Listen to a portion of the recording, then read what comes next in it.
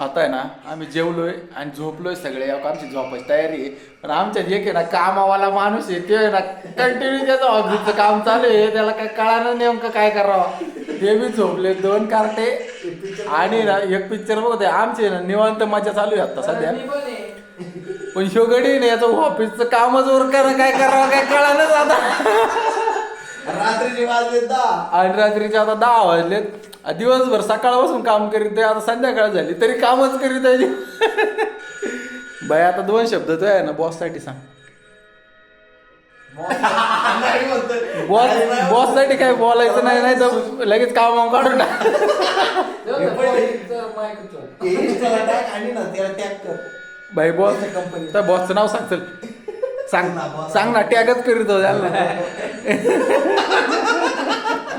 इंस्टाला टाक पहिलं याला टॅग कर.